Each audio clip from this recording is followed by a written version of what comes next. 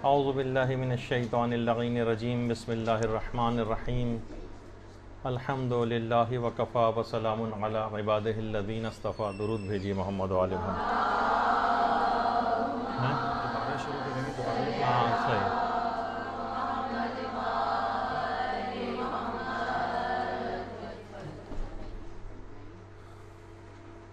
آج کیونکہ پہلی کلاس ہے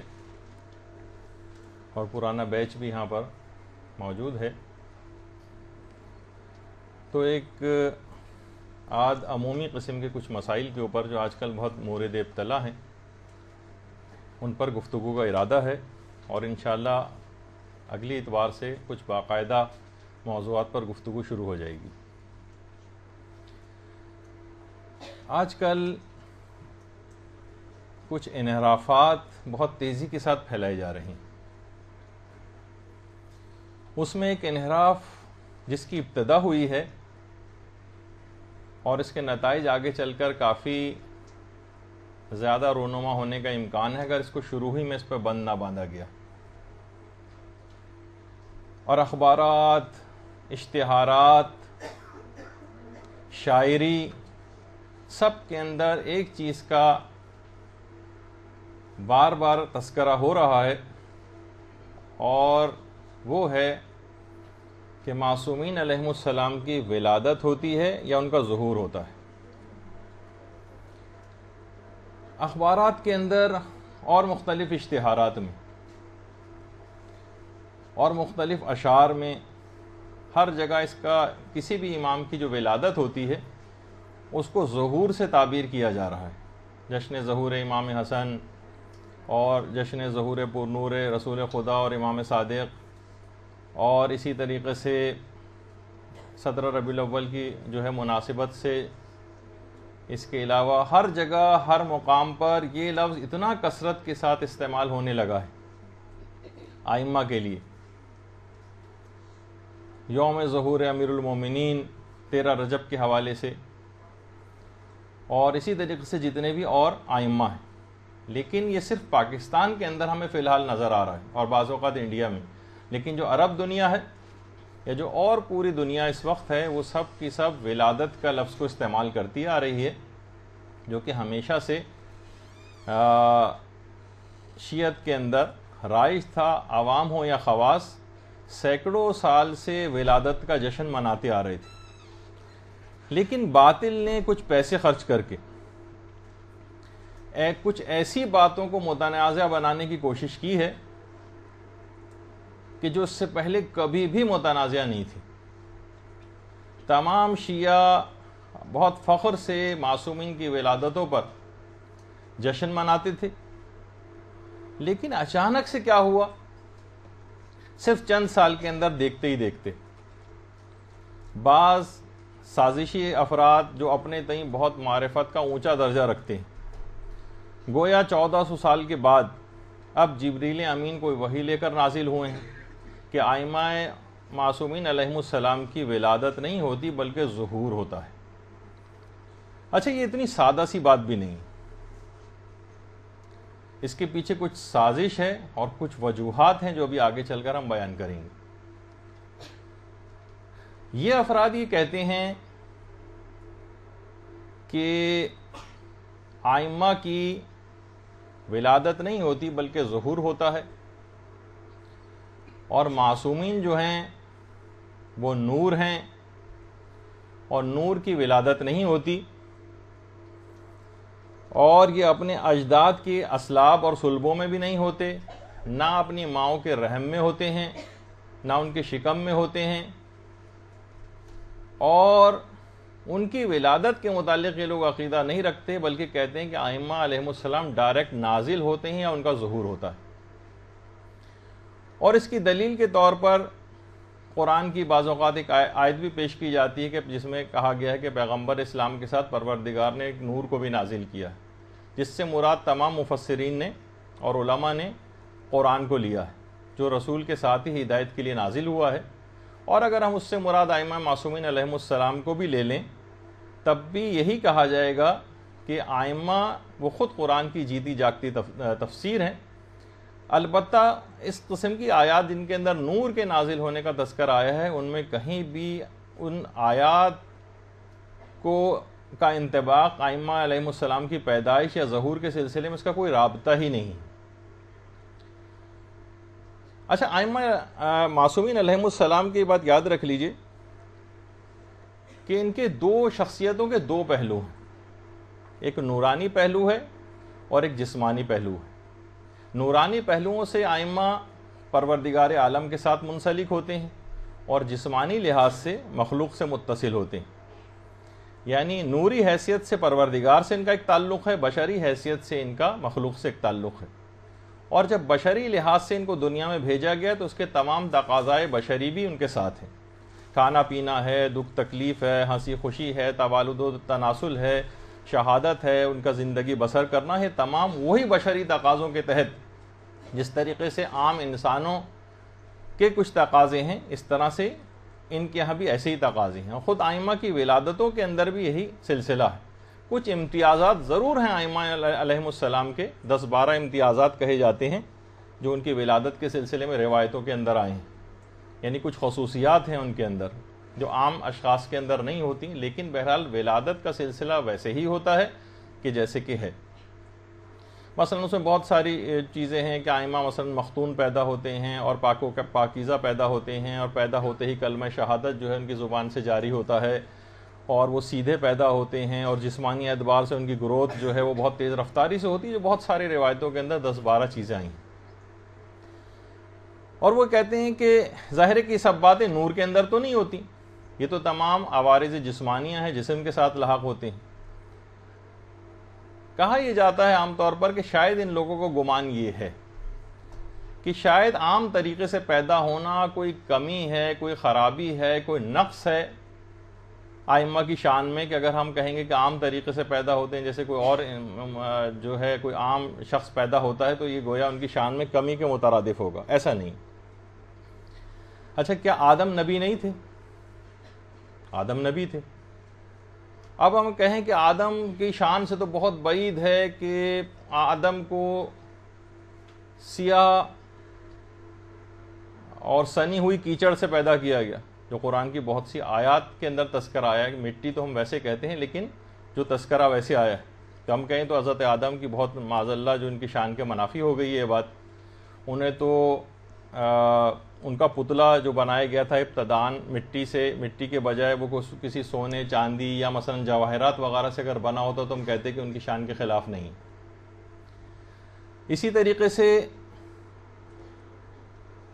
جتنے بھی 1,24,000 انبیاء گزرے، اور جتنے بھی اس میں سوائے چند زندہ انبیاء کو چھوڑ کر وہ سب کے سب دفن ہوئے ہیں اسی ایک عام مٹی میں، چاہے وہ ہمارے ائمہ ہوں یا انبیاء ہوں۔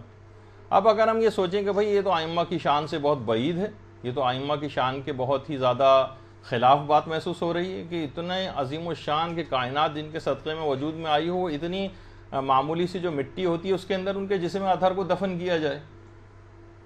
ہمارے تئیں تو شاید اگر اس لحاظ سے میں اس تناظر میں کہہ رہا ہوں کہ لوگ یہ سمجھتے ہیں کہ شاید اس کے اندر کوئی کمی اور خرابی،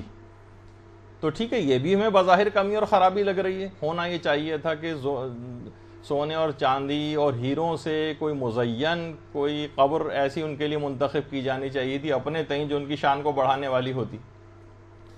تو اصل بات یہ ہے کہ یہ فاسد نظریہ ہے، ان کے عام طریقے سے پیدا ہونے میں کوئی قباحت، کوئی کمی، کوئی نقص نہیں ہے، ان کی کوئی شان کے خلاف نہیں۔ اور ائمہ معصومین نے خود اپنی پیدائش کے لیے یعنی اپنی اس کے لیے ولادت کا لفظ استعمال کیا، کہیں پہ بھی انہوں نے ظہور کا یا نزول کا کوئی لفظ استعمال نہیں کیا۔ اچھا، اس کی سب سے اہم اب جو دلائل شروع ہو رہے ہیں ہمارے اس سلسلے میں، تاکہ آپ یہ اس بات کو بہت ابتداً دیکھیے، بھی زیادہ عرصہ نہیں گزرا، ابھی صرف چند میرا خیال ہے شاید 2-3 سال سے یہ مسئلہ ذرا زیادہ اچھلنے لگا ہے، اور اگر اس پہ ابتداً بند نہیں باندھا گیا، لوگوں کو روکا نہیں گیا، تو ابھی میں جو چل کے اس کے خطرات آگے آپ کو بتانے والا ہوں کہ نظریات میں کیسی تبدیلی لوگوں کے واقع ہو جائے گی صرف 5-7 سال کے اندر، تو پھر اس پر بند باندھنا بہت مشکل ہو جائے گا۔ انحراف کو ہمیشہ شروع ہی میں روکنا ہوتا ہے۔ اصول کافی اصول کافی کی جو دوسری جلد ہے اس میں باقاعدہ پورا ایک چیپٹر ہے جس کے اندر، یعنی اس کا نام ہی ہے وہ چیپٹر جس میں ائمہ کی ولادتوں کا بیان ہے، موالید الائمہ، جس میں ائمہ کی ولادتوں کی کیفیت بیان کی گئی. اس چیپٹر کا نام ہی ہے اصول کافی میں. وہاں پہ یہ ہونا چاہیے تھا کہ ائمہ کے نزول کا چیپٹر یا ائمہ کے ظہور کا چیپٹر، نہیں، ولادتوں کا چیپٹر. یہ ایک اہم چیز ہے جو آپ ان کو اس لحاظ سے بتا سکتی ہیں. اور یہ اصول کافی جو اردو ترجمہ بھی ہو گئی ہے، اور اس میں جو 92 نمبر پہ یہ فہرست ہے آپ کے سامنے، اس میں 92 نمبر کا جو پوائنٹ ہے وہ ہے ائمہ کی کیفیت ولادت، ظہور نہیں، نزول نہیں. اچھا، اسی طرح سے ائمہ کی ولادت کی جو کیفیات بیان ہوئی ہیں اس میں وہی 92 جو چیپٹر ہے وہ دیکھیے، وہ والا صفحہ بھی آپ کے سامنے ہے، موالید الائمہ علیہم السلام، چیپٹر نمبر 92 92. تو یہ آپ اصول کافی میں بھی جو اس نظریے کے حامل ہیں ان کو کھول کر یہ دکھا سکتی ہیں کہ یہاں پہ بھی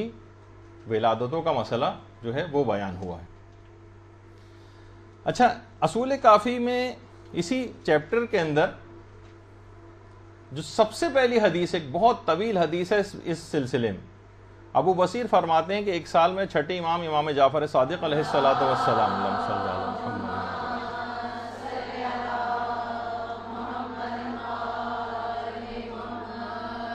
ان کے ساتھ میں حج پر گیا. رستے میں مقام ابوا، ایک مقام ہے، وہاں پر ہمارے ساتویں امام موسی کاظم علیہ الصلوۃ والسلام کی ولادت ہوئی.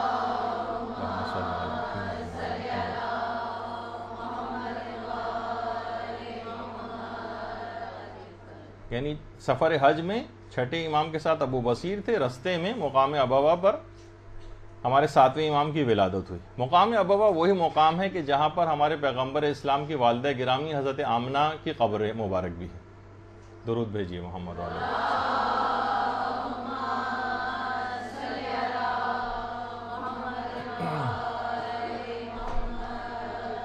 اچھی طویل حدیث ہے بہت. اس پوری حدیث میں ابو بصیر اور امام صادق علیہ الصلوۃ والسلام دونوں نے بار بار ولادت کا لفظ استعمال کیا، بار بار. اور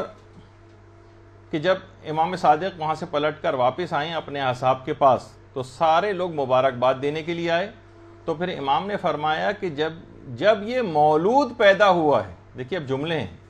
جب یہ مولود پیدا ہوا ہے تو اس نے اپنے ہاتھوں کو زمین پر رکھا اور آسمان کی طرف رخ کیا. اور پھر امام نے فرمایا کہ یہ رسول اور ان کے تمام جانشینوں کی عادت ہوتی ہے کہ وہ اس طرح سے کرتے ہیں. پھر امام نے پوری تفصیل اس کی آئی کہ اماموں کی ولادت کیسے ہوتی ہے اور پیدائش کیسے شروع ہوتی ہے. امام نے فرمایا اذا سکنت النطفۃ فی الرحم، یعنی باقاعدہ جملہ ہی اصول کافی کی دوسری جلد میں، جب ائمہ کا نطفہ رحم مادر میں قرار پا جاتا ہے، اس کا مطلب ہے ماؤں کا شکم کے اندر ائمہ کی پرورش ہوتی ہے. اور جب 4 ماہ گزر جاتے ہیں، اسی حدیث میں، تو اس میں روح پیدا ہوتی ہے اور اللہ ایک فرشتے کو مقرر کرتا ہے جو امام کے دائیں بازو کے اوپر ایک آیت لکھتا ہے، اور وہ آیت ہے وَتَمَّتْ كَلِمَتُ رَبِّكَ صِدْقًا وَعَدْلًا لَا مُبَدِّلَ لِكَلِمَاتِهِ وَهُوَ السَّمِيعُ الْعَلِيمُ. یہ آیت امام کے دائیں ہاتھ پر ایک فرشتہ لکھتا ہے. اور اس کے بعد پھر امام نے کہا وَإِذَا وَقَعَ مِن بَطْنِ أُمِّهِ، اور پھر جب وہ اپنی ماں کے شکم سے امام باہر آتا ہے. دیکھیے تمام کیفیات، یہ تم سارے دلائل ہیں جو آپ کو رٹ رہے ہیں، اور یہ آج کل بہت زیادہ یوں پھیلایا جا رہا ہے کہ باقاعدہ ایک طالبہ نے تو فون کر کے جو مجالس پڑھتی ہیں بہت زیادہ ایک لحاظ سے تاکیداً یہ بات کہی کہ آپ اس موضوع کو ضرور اٹھائیں. ان کے ساتھ کچھ بہت بیڈ ایکسپیرینسز ہوئے، عورتیں بہت زیادہ انہوں نے کہا کہ غلط آپ عقائد پھیلا رہی ہیں، ان کا ظہور ہوتا ہے اور آپ یہ کیا کر رہی ہیں وغیرہ وغیرہ. ان کے ساتھ بہت مشکلات ہوئیں. تو اب عورتیں بھی اس میدان میں کود پڑی ہیں تو آپ کو سمجھانے کے لیے بہت سی باتیں یاد کرنا پڑیں گی. امام فرماتے ہیں وَإِذَا وَقَعَ مِن بَطْنِ أُمِّهِ، جب وہ اپنی ماں کے شکم سے باہر آتا ہے، وَاضِعًا يَدَيْهِ عَلَى الْأَرْضِ رَافِعًا رَأْسَهُ إِلَى السَّمَاءِ، تو وہ اپنے ہاتھوں کو زمین پر رکھتا ہے اور اپنے سر کو آسمان کی طرف بلند کرتا ہے، اور پھر کلمہ شہادت جاری کرتا ہے، اور بہت ساری چیزیں اس کی تفصیل ہے بہت تفصیلی روایت کے اندر۔ یہ بھی اصول کافی کی دوسری جلد کی جو روایت ہے، یہ واضح طور پر یہ چیز بتا رہی ہے کہ ائمہ کی اس لحاظ سے ولادت ہوتی۔ پھر اس کے بعد اگلی حدیث جو ہے وہ بھی اصول کافی میں ہے، اور وہ یہ ہے کہ حسن ابن راشد جو کہ راوی ہیں، وہ فرماتے ہیں کہ میں نے امام جعفر صادق علیہ الصلوۃ والسلام سے سنا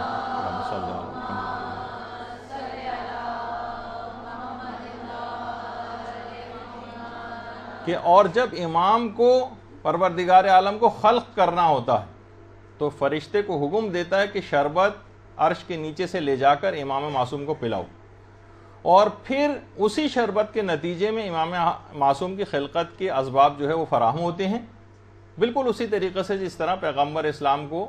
بہشت کا ایک سیب دیا گیا تھا اور پھر اس کے نتیجے میں حضرت زہرا سلام اللہ علیہا کی پیدائش ہوئی تھی روایت میں۔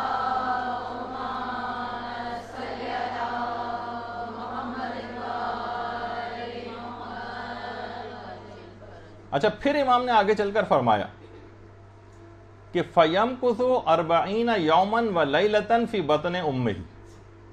اور اس کے بعد پھر امام 40 شب و روز تک اپنی ماں کے شکم میں ہوتا ہے، اور پھر مزید تفصیل بیان کی جو کہ بہت تفصیلی روایت کے اندر۔ میں تو ان تمام مقامات کو صرف ٹچ کر رہا ہوں کہ نہ وہ ماؤں کے شکم میں پیدا ہوتے ہیں لوگ کہتے ہیں،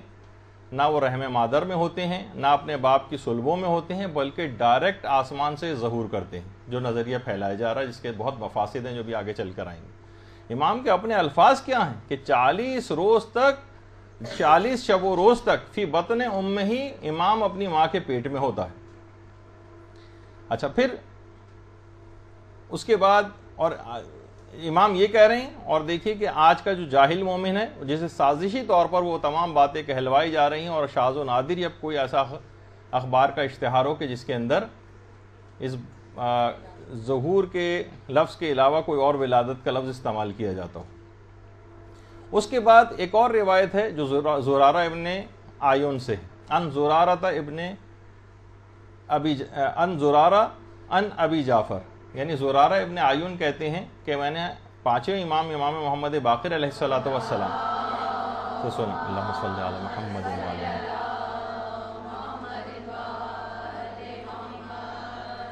قال للامام 10 علامات، امام کی 10 علامتیں ہیں، یعنی جس وقت امام پیدا ہوتا ہے، جس میں سے ایک یہ ہے یولد مطہرہ، کہ وہ پاک و پاکیزہ پیدا ہوتا ہے۔ دیکھیے اس کے اندر بھی پیدائش کا لفظ آ رہا ہے، وہ پاک و پاکیزہ پیدا ہوتا ہے، اور ہم جو ہیں ان کے لیے زبردستی اپنی معرفت کو بہت زیادہ وسیع اور بڑی ظاہر کرتے ہوئے کہ ہماری تو جو معرفت ہے وہ بہت زیادہ ہے کہ ہم ان کے لیے اس قسم کے عقیدے کے قائل ہیں۔ اچھا، ایک بات اور بیان کر دی جائے کہ باقاعدہ اس کے اندر ایک روایت میں تو امام نے 12 علامتیں بیان کی، جس میں سے پہلی علامت یہ کہ وہ پاک و پاکیزہ پیدا ہوتے ہیں۔ اصول کافی اب تو اردو میں بھی دستیاب ہے، اس میں چیپٹر نمبر 92 جا کر آپ پڑھ سکتی ہیں۔ اچھا، پھر ایک اور جو قضیہ آپ لوگ اکثر مجالس کے اندر ایک واقعہ جو ہے وہ سنتی ہیں، جو کہ ایک فرشتہ تھا فطرس کا، فطرس۔ اچھا، اس کو الگ الگ طریقوں سے لوگ پکارتے ہیں، لیکن اصل میں اس کا جو تلفظ ہے وہ فطرس ہے۔ اچھا، اس فرشتے کا پہلے تو جنہوں نے نہیں سنا، کیونکہ بہت سی نئی طالبات بھی ہیں، جو کہ ایک فرشتہ تھا۔ اچھا، یہ جو روایت ہے البتہ یہ ہے کہ اہل علم افراد کے اندر کافی ڈیبیٹ ہے اس بات میں کہ جو فرشتہ تھا اس سے کچھ ایسی باتیں سرزد ہوئی تھیں، کچھ ایسی، وہ اس کی تفصیل میں نہیں جا رہا، وہ انشاءاللہ کسی اور موقع پر، کہ پروردگار جس کے اوپر ذرا غضبناک ہوا اور اس کے بالوں پر نوچ کے کسی جگہ اس کو پھینک دیا گیا، تو اس کے بعد پھر پیغمبر اسلام نے اس کو ایک طریقہ بتایا تھا اس فرشتے کے لیے جبرائیل کو، کہ فطرس سے کہو کہ وہ آ کر امام حسین کی پیدائش کے وقت امام کے جسم سے اپنے جسم کو مس کرے۔ تو پھر اس کے بعد ابھی میں تفصیل اس کی روایت کے اندر خود ہی آ جائے گی. تو وہاں پر پیغمبر نے ہر جگہ اس مولود کا لفظ استعمال کیا کہ اس مولود سے امام حسین علیہ الصلوۃ والسلام سے اس کے جسم سے اپنے جسم کو مس کر.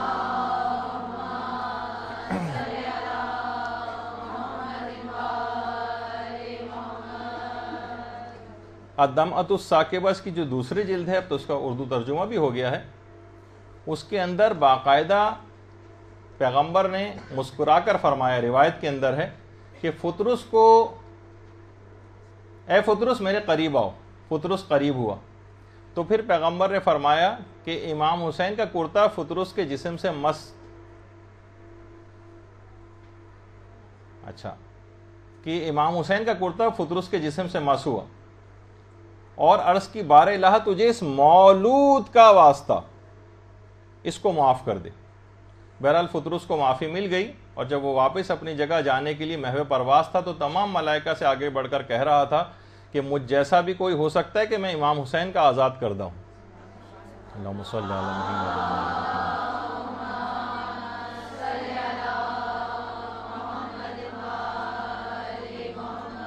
بار الہ تجھے اس پیدا ہونے والے کا واسطہ، یہ پیغمبر نے اسلام نے جملہ استعمال کیا امام حسین کے لیے. یہ نازل ہونے والے کا، ظہور کرنے والے کا نہیں کہا. تو ہم یہ نظریہ خود سے بنانے والے کون ہوتے ہیں؟ اسی طرح کنوز المعجزات جو کہ اردو ترجمہ ہے قطب راوندی کی کتاب کا، کہ اس میں بھی پیغمبر نے فرمایا کہ فطرس سے کہو کہ اس مولود کے جسم سے اپنے پر مس کرے. فطرس نے امام حسین کے جھولے سے اپنے پروں کو مس کیا، صرف جھولے سے اپنے پروں کو مس کیا. اسی وقت اللہ نے اس کے پر واپس لوٹا دی اور پھر جبریل آسمانوں کی طرف اڑ کر چلے گئے. تو اس کے اندر بھی ہے کہ اس مولود کے جسم سے اپنے جسم کو مس کرے. اور اثبات الہدات میں اور آیت اللہ مرشی نجفی نے بھی اس کے اندر کچھ جو ہے وہ تبصرے وغیرہ کیے ہیں، اس کے اندر بھی یہ فطرس کا واقعہ ہے. البتہ یہ ضرور ہے کہ اہل علم افراد کے اندر فطرس کے اس واقعے کے اندر کافی ڈیبیٹ ہے،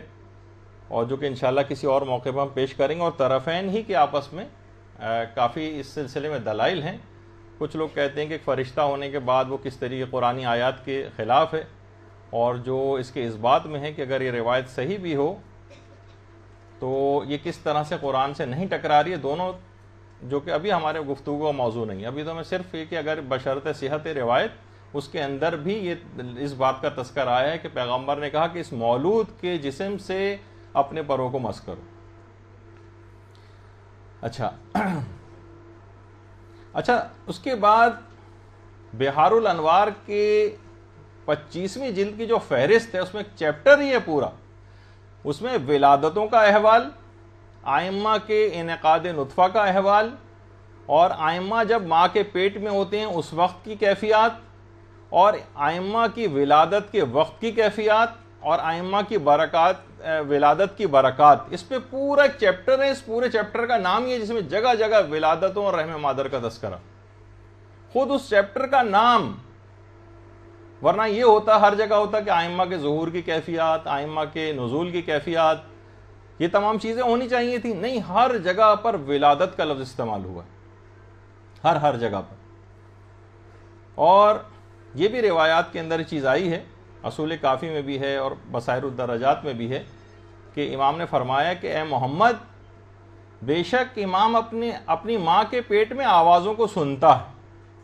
فی بطن امہ، وہ اپنی ماں کے پیٹ میں آوازوں کو سنتا ہے، یعنی آئمہ اپنی ماؤں کے پیٹ میں ہوتے ہیں. اور ہمارے پانچویں امام نے بھی یہ بات بیان کی ہے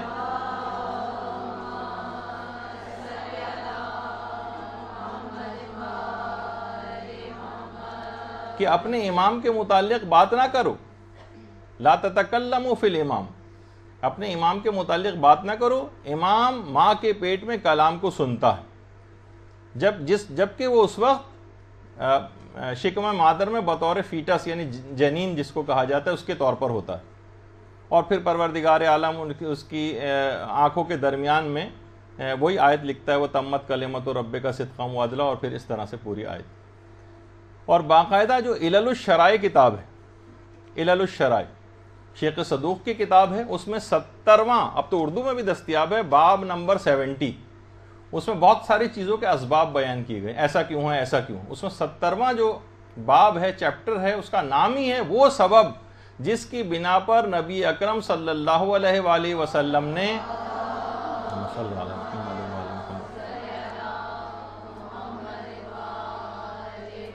ماں کے پیٹ سے پیدا ہوتے ہی کلام نہیں کیا، جبکہ حضرت عیسیٰ نے کیا۔ اس چیپٹر کا نام ہی یہی ہے،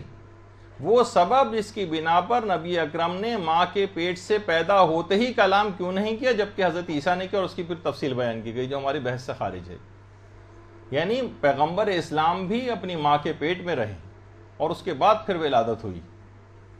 تو آپ نے دیکھا کتنا ان تمام چیزوں کے اندر یہ مسئلہ جو ہے وہ اتنا سادہ سا نہیں، یہ کوئی بہت بے ضرر قسم کا ایشو نہیں، اس کے کئی مقاصد۔ دیکھیے باطل کے ہمیشہ ایک تو شارٹ ٹرم مقاصد ہوتے ہیں، شارٹ ٹرم جو بہت جلدی ان کو نتائج چاہیے ہوتے ہیں، اور کچھ لانگ ٹرم ہوتے ہیں۔ اس مسئلے میں محسوس ہو رہا ہے کہ جو شارٹ ٹرم نتیجہ جو ان کو مقصد ہے، ایک تو وہ یہ کہ مومنین باہمی دست و گریباں ہو جائیں، آپس میں یہ باہم دست و گریباں ہو جائیں، ایک دوسرے سے ایک فتنہ و فساد کی کیفیات کے اندر گرفتار ہو جائیں، اور ان احمقانہ باتوں پر دلائل دے دے کے، جیسے ہم اس وقت ایک لحاظ سے شاید اس کو تو خیر ٹائم ضائع کرنا نہیں کہا جائے گا کہ ایک فتنے کی بیخکنی کرنی مقصود ہے اور کچھ دلائل آپ کی خدمت میں پیش کی جا رہے ہیں، لیکن ایک ایشو ہے ہی نہیں، ایک نان ایشو ہے، اس کو ایک ایشو بنا دیا جائے، اور جس پر اس سے پہلے کبھی کوئی تنازع اور جھگڑا تھا ہی نہیں، اس کو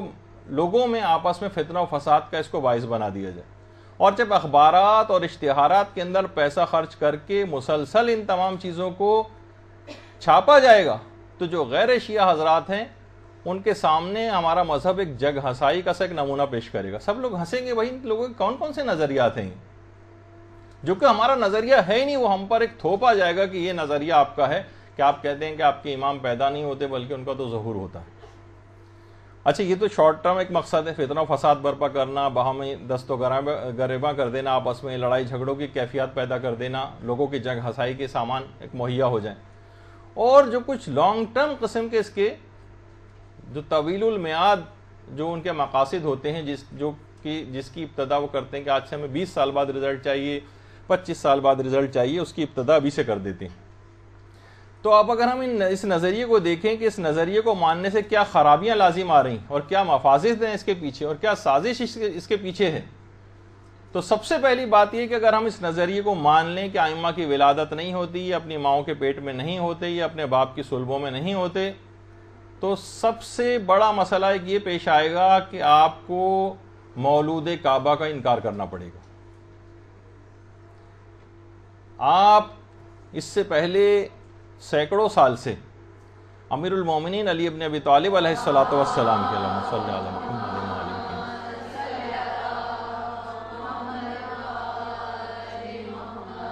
ان کی جو فضیلت ہے، ان کی جو خصوصیت ہے، جس میں کوئی دوسرا شریک نہیں،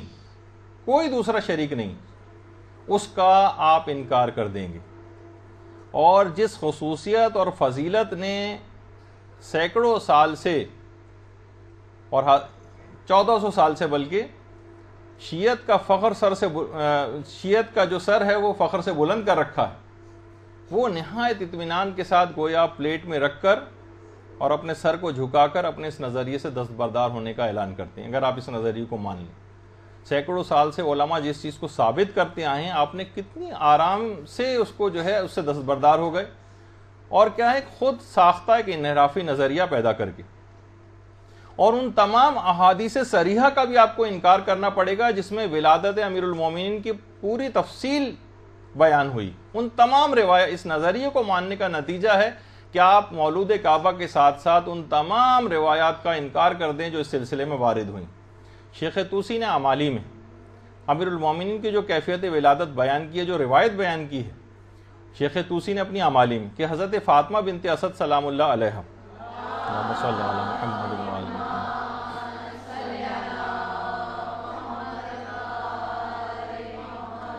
بیت اللہ الحرام کے سامنے کھڑی ہو گئیں اور غلاف کعبہ کو پکڑ کر آسمان کی طرف چہرے مبارک کو بلند کر کے کہنا شروع کیا، میں تجھ سے اس گھر اور جس نے اسے بنایا ہے اس کا واسطہ دے کر اور اس مولود کا واسطہ دیتی ہوں، مولود پیدا ہونے والے بچے کا، جو میرے بطن میں ہے، جو میرے پیٹ میں ہے، جو مجھ سے باتیں کرتا ہے اور اپنی باتوں سے مجھے انس و محبت عطا کرتا ہے، اور میرا یہ یقین ہے کہ وہ تیری ذات کی آیات اور دلائل میں سے ایک آیت اور دلیل ہے، مجھ پر اس مرحلہ ولادت کو آسان فرما۔ کتنی واضح طور پر دیکھیے یہ کیفیت ولادت کی جو روایت یہ آئی ہے کہ حضرت فاطمہ بنت اسد نے کھڑے ہو کر دیکھیے جگہ جگہ، جیسے کہ معلوم ہے کہ انحراف آج سے 1400 سال بعد پاکستان کے اندر برپا ہوگا، اور وہ تمام چیزیں اس کے اندر ذکر ہو رہی ہیں کہ جس سے اس انحرافی عقیدے کی جڑ کٹتی۔ میں تجھے اس مولود کا واسطہ دیتی جو مجھ سے، جو میرے بطن میں ہے، جو میرے پیٹ میں ہے، جس کا انکار کیا جا رہا ہے کہ وہ تو نازل ہوتے ہیں۔ تو اس لحاظ سے آپ دیکھیں کہ غلاف کعبہ کو پکڑ کر حضرت فاطمہ بنت اسد سلام اللہ علیہ نے کیا کہا اپنے چہرے مبارک کو بلند کر کے، وہی ہے کہ جو کہ تمام شیعت کا ہمیشہ سے نظریہ رہا۔ اور باقاعدہ شیخ مفید نے جو اپنی کتاب ارشاد، اس میں بھی یہی بات لکھی ہے کہ امیر المومنین مکے میں پیدا ہوئے بیت الحرام میں، اور نہ ان سے پہلے کوئی کعبے میں پیدا ہوا تھا، نہ ان کے بعد کوئی کعبے میں پیدا ہوا، اور یہ ان کی خصوصیت تھی جو ان کے اکرام اور اجلال کے باعث جو پروردگار عالم نے ان کو دی تھی۔ یعنی باقاعدہ خود شیخ مفید جیسا آدمی وہ بھی ولدہ بمکہ، وہ بھی ایک بات اپنی اس کے اندر لکھ رہے ہیں باقاعدہ کہ امیر المومنین مکے میں بیت الحرام میں پیدا ہوئے، خانہ کعبہ میں۔ اچھا، پھر اس کے بعد کتنی ہی کتابیں، 20 کتابیں ایسی لکھی گئی ہیں جن کا نام ہی ہے مولود کعبہ۔ جتنا میرے پاس وقت بھی نہیں ہے، آپ صرف اگر ان کے صرف نام ہی دیکھ لیں، کہ جو کہ میرے پاس اتنا وقت نہیں کہ ان سب کے ناموں کو پڑھوں، لیکن ہر جگہ مولود کعبہ، ولادت امیر المومنین، اس طرح کے جملے جو ہے وہ استعمال ہوں۔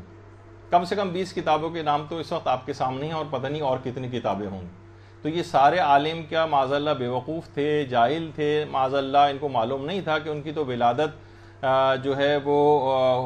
ہوتی ہے، ولادت نہیں ہوتی، ان کا تو نزول یا ظہور ہوا کرتا ہے۔ تو یہ تمام باتیں ایسی ہیں کہ اس کو سمجھنا چاہیے کہ اس کے پیچھے کیا سازش ہے۔ تو ایک تو چیز یہ ہوئی، اور خود ہمارا ہی صرف یہ نظریہ نہیں ہے، بلکہ ہمارے جو غیر شیعہ برادران ہیں ان کی خود حاکم نیشا پوری جو ہیں، انہوں نے اپنی کتاب جو مستدرک لکھی ہے اس میں تو کہا ہے کہ روایات متواترہ سے یہ بات ثابت ہے کہ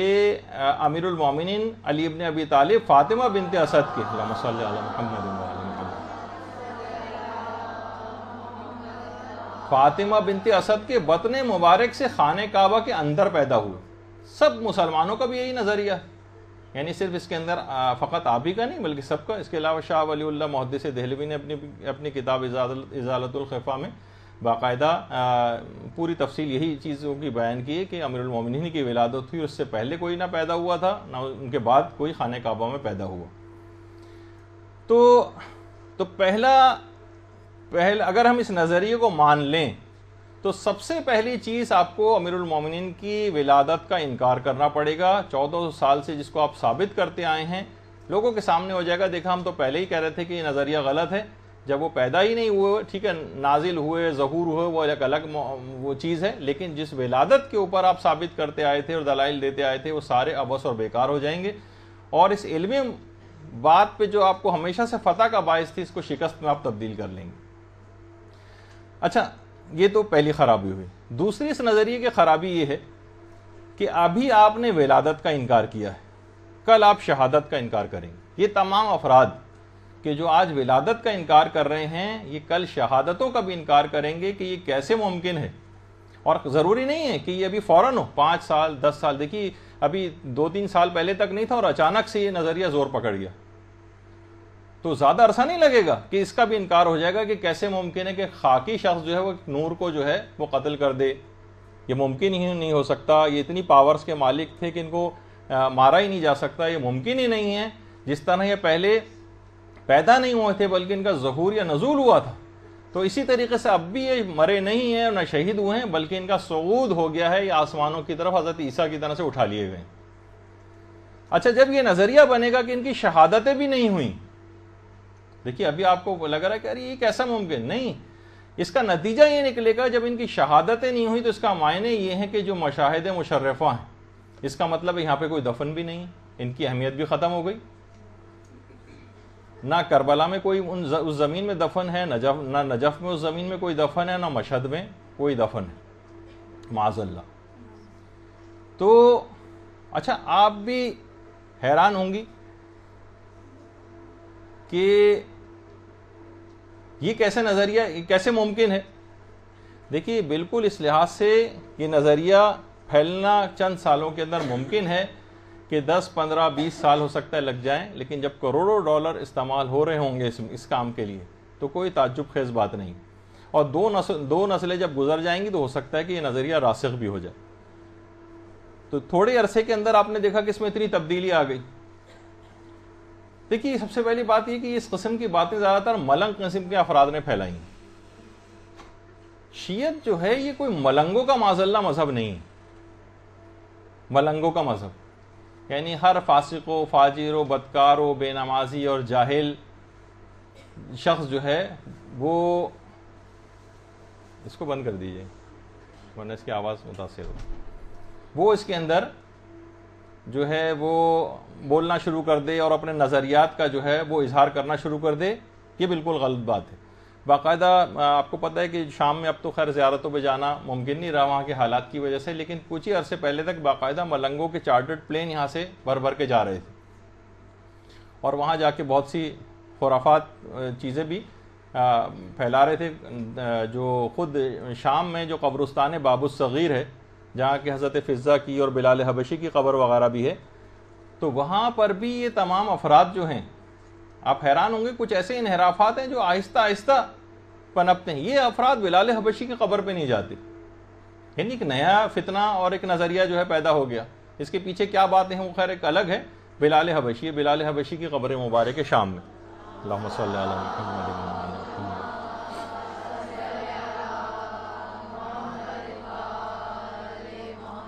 یعنی اگر ہم اس نظریے کو فروغ دیں تو آج ولادت کا انکار ہوگا، کل شہادتوں کا انکار ہو جائے گا.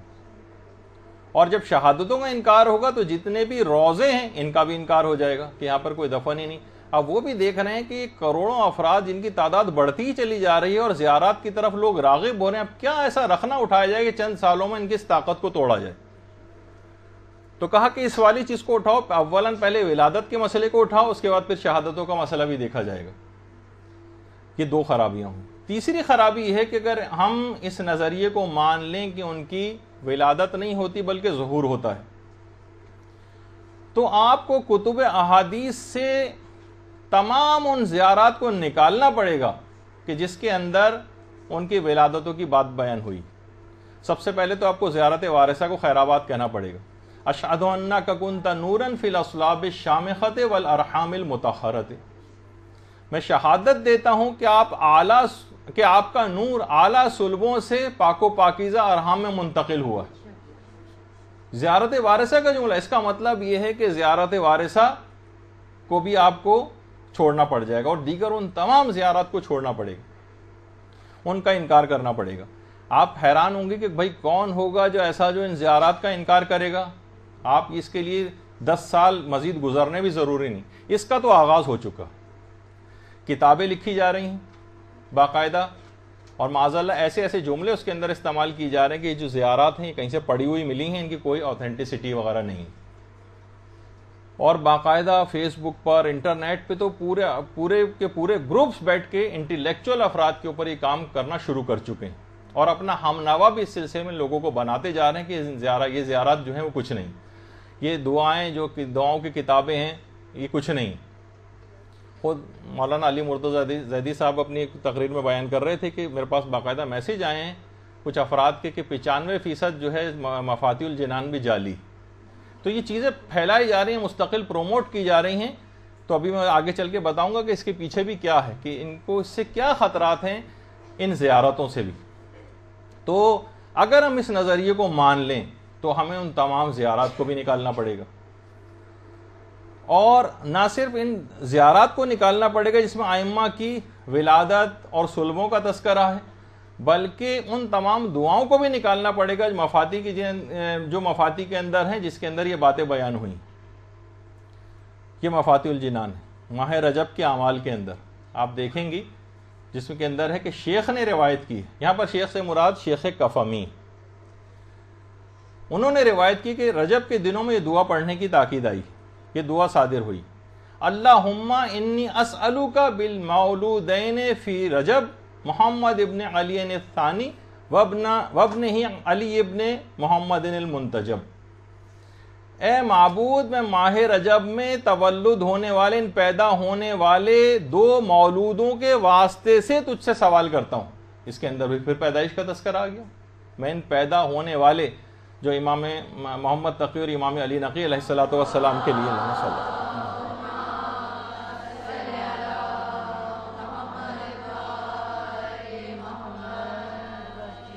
اس کا مطلب ہے کہ ان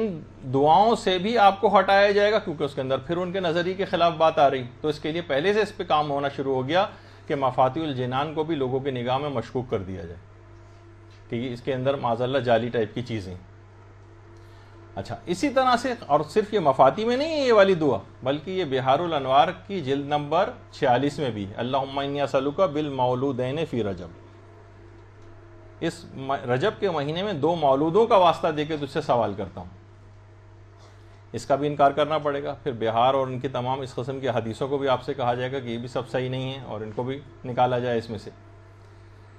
اچھا، پھر اگر اس نظریے کو مان لیں، اگلی خرابی کیا لازم آ رہی ہے؟ اگلی خرابی یہ لازم آ رہی ہے کہ جب ہم ان کی ولادت کا انکار کر رہے ہیں، پھر کچھ عرصے بعد ان کی شہادتوں کا انکار ہوگا، تو پھر یہ کہا جائے گا کہ جب یہ شہید ہی نہیں ہوئے اور اٹھا لیے گئے ہیں تو لہٰذا ان کو کسی نے شہید بھی نہیں کیا، لہٰذا خود بخود دشمنان اہل بیت جنہوں نے ان کے اوپر مظالم کیے، ان کو شہادت، جس کے نتیجے میں ان کی شہادت ہوئی ہے، وہ سب بھی کے سب بھی بری الذمہ ہو جائیں گے۔ بری الذمہ، وہ تو کہتے ہیں، ہم تو پہلے سے کہتے تھے کہ شیعہ حضرات نے یہ الزامات ان شخصیات کے اوپر لگائے ہیں، ورنہ وہ تو بری الذمہ ہیں۔ جب ان کی ولادت بھی نہیں ہوئی تو شہادت بھی نہیں ہوئی، جب شہادت نہیں ہوئی تو کسی نے ان کو شہید بھی نہیں کیا۔ اس طرح سے بہت سے ظالمین کو بھی بری الذمہ سمجھا جائے گا، اور یہ تمام افراد، آپ سوچیں گے کہ ایسے کون سے افراد ہوں گے؟ ایسے افراد بھی پیدا ہو چکے ہیں، مزید 10-15 سال کی بھی ضرورت نہیں۔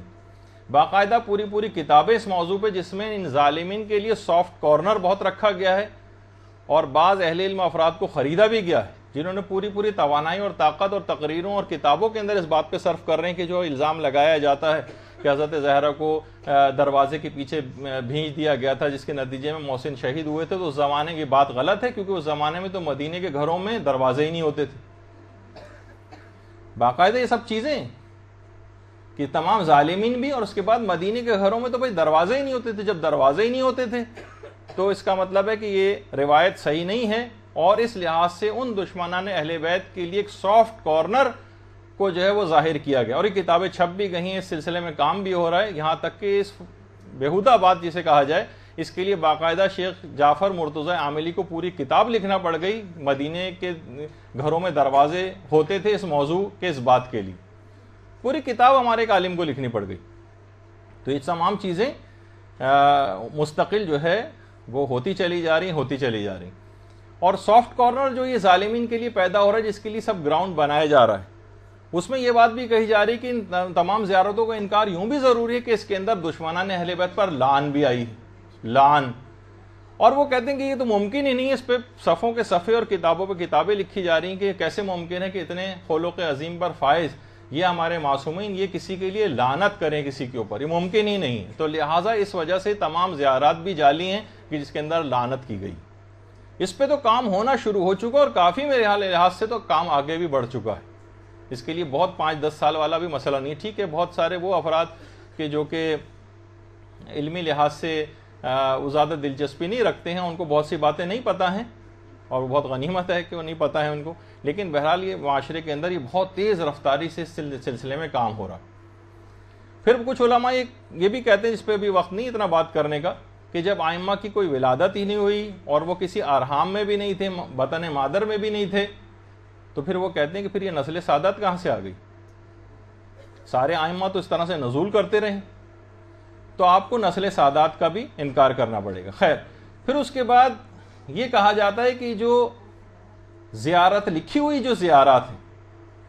ان کا انکار کرنا یوں بھی ضروری ہے کہ ان تمام زیارات کے اندر عقائد حقہ جو بیان کیے گئے ہیں، اور بار بار افراد دیکھا جائے تو بار بار ہمارے یہاں کتنی زیادہ مفاتیح الجنان کھلتی ہے، ہر موقع پر زیارتیں پڑھی جاتی ہیں، ہر موقع پہ زیارت پڑھی جاتی ہے، اس کے اندر عقائد حقہ بیان ہوئے جو کہ ہر قسم کے غلو اور تقصیر سے پاک، سیدھے سادے، صاف شفاف قسم کے جو عقائد ہیں وہ بیان ہوئے. تو مومن جو ہے ان زیارات کو پڑھنے کی وجہ سے ان تمام عقائد حقہ سے اٹیچ رہتا ہے. اب کیا کیا جائے؟ انہوں نے سوچا کہ کس طرح سے ان تمام زیارات کے اندر جو ایسی باتیں ہیں جو کہ ان کے عقائد جو چیزیں پھیلانا چاہتے ہیں اسے ٹکرانے والی ہیں، لہٰذا ان کو مشکوک بنایا جائے، اس کے اندر غلو و تقصیر سے پاک. اب بوڑھے افراد بھی باقاعدہ میگنیفائنگ گلاس لے کر بھی زیارت نامے پڑھ رہے ہیں اور انتہائی اعتقاد کے ساتھ پڑھ رہے ہیں، ان کے اعتقاد کو مشکوک بنا دیا جائے،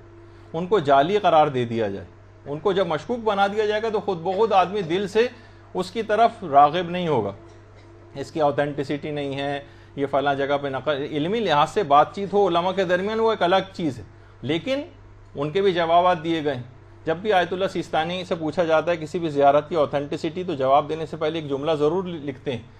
کہ زیارات کی جو اصل سند ہے ان کے وہ پاکیزہ مضامین ہیں جو ان زیارات کے اندر پائے جاتے ہیں. یہ پہلا جملہ ہی، اس کے بعد اس کے آتھینٹسٹی کے متعلق آگے کوئی بات کہتے ہیں. وہ پاکیزہ مضامین سے دور کرنا ہے آپ کو، وہ پاکیزہ عقائد سے دور کرنا ہے کہ جو بار بار مومن ان کو پڑھ کر اپنا جزو ایمان بناتا ہے، اپنے ایمان کو تازہ کرتا ہے، اس سے آپ کو کاٹا جائے. یہ ایک چیز ہے. اچھا، پھر اگر ہم اس نظریے کو مان لیں تو اگلی خرابی آئے گی کہ ان تمام روایات کا بھی آپ کو انکار کرنا پڑے گا کہ جس میں جیسے کہ حضرت زہرا کے متعلق ملتا ہے کہ وہ بطن مادر میں اپنی ماں سے کلام کیا کرتی تھی. اللہم صلی علی محمد و علی محمد.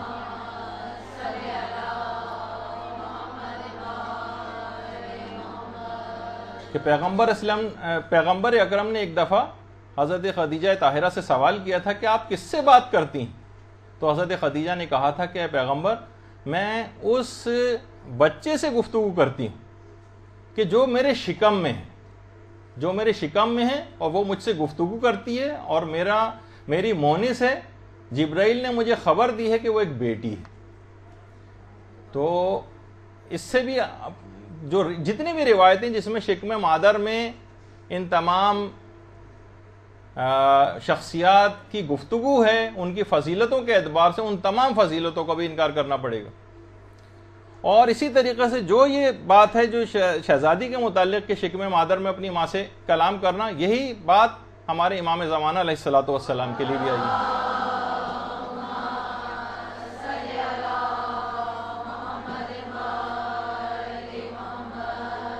کہ امام زمانہ علیہ الصلوۃ والسلام بھی شکم مادر میں اسی طرح سے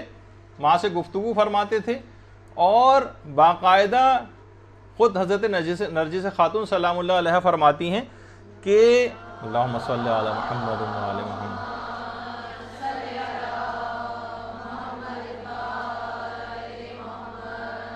کہ مجھے اپنے شکم سے سورہ قدر کی تلاوت کی آوازیں سنائی دیتی تھیں. تو ان تمام خصوصیات اور ان تمام فضائل کی روایات کو بھی نکالنا پڑے گا. اور یہی باتیں خود حضرت عیسیٰ کے متعلق ملتی ہیں کہ وہ شکم مادر میں اپنی ماں سے کلام کرتے تھے، حضرت مریم سے، اور یہی باتیں ان روایات کے اندر ملتی ہیں حضرت یحییٰ کے متعلق. تو اس کا مطلب یہ ہوا کہ ان تمام فضیلتوں کی والی روایات جس میں اس قسم کی باتیں آئی ہیں، پھر آہستہ آہستہ جب وہ نظریہ راسخ ہو جائے گا تو اس کا مطلب یہ تمام روایات غلط ہو گئی، پھر آپ کو ان کو بھی نکالنا پڑے گا. اچھا، پھر اگلی خرابی اس کے اندر، اس نظریے کے اندر یہ ہے کہ اگر ان تمام ائمہ کی ولادتوں کو ظہور سے بدل دیا جائے تو اس کا مطلب یہ ہوگا، کیونکہ آپ اتنا لفظ سن لیں گے ہر دفعہ ائمہ کی ولادتیں آئیں گی، انہوں نے ظہور، ان کا ظہور، ان کا ظہور، ان کا ظہور، تو امام زمانہ علیہ السلام کے ظہور کی خصوصیت ختم ہو جائے گی. امام زمانہ علیہ السلام جو آپ کہتی ہیں ظہور کے لیے تیاری کرو، ظہور کا ایک لفظ امام سے الگ سے خصوصیت رکھتا ہے. اس کے معنی یہ ہوئے کہ جب ہر وقت آپ ظہور ظہور ظہور اتنا لفظ سن لیں گی، آپ کی زبانوں پہ اتنا زیادہ چڑھ جائے گا، تو پھر امام زمانہ کے ظہور کے حوالے سے جو بات ہے وہ لوگوں کے لیے ایک عام سی بات بن جائے گی، اس کی خصوصیت ختم ہو جائے گی. تو یہ تمام اس کے پس پردہ جو ہے اس کے کچھ سازشیں پنپ رہی ہیں، ان کو سمجھنے کی ضرورت ہے، اور یہ بہت رائٹ ٹائم ہے کہ اس کو فوری طور پر روکا جائے. جہاں کہیں آپ کے لیے ممکن ہو ان تمام چیزوں کا ذکر کریں، ورنہ یہ فتنے آہستہ آہستہ پھیل کر اسی انداز سے آپ نے دیکھیں بہت سارے فتنے ایسے ہیں جن کو اولاً بہت ابتدا میں بند نہیں باندھا گیا ہو تو وہ ایک تناور درخت بن گئے. اب جو صحیح عقیدے والے ہیں بعض اوقات وہ ڈیفینسو پوزیشن کے اندر چلے گئے. تو آپ نے دیکھا کہ یہ ایک ایسی چیز تھی کہ جس پہ سمجھے ایک لحاظ سے ایک ایمرجنسی اسٹیٹ. جو خاتون جن کا میرے پاس فون آیا تھا انہوں نے اتنی زیادہ اس سلسلے میں کہا کہ اس پہ ضرور گفتگو کی جائے. ایسے ان کے بیڈ ایکسپیرینسز اس سلسلے میں ہوئے ہیں کہ الگ سے ان کو جو ہے سلسلے میں ریکویسٹ یا آرڈر کرنا پڑ گیا مجھے. تو بہرحال تو ایک تو یہ موضوع اپنی جگہ مکمل، اس کے اندر بہت ابھی گنجائش تھی، اس کے اندر بہت روایات آپ خود کتب احادیث کھنگالیں گی تو آپ کو بہت زیادہ اور چیزیں بھی مل جائیں گی، لیکن ابھی کیونکہ اتنا وقت نہیں ہے ہمیں اور موضوعات کو بھی کور کرنا ہے.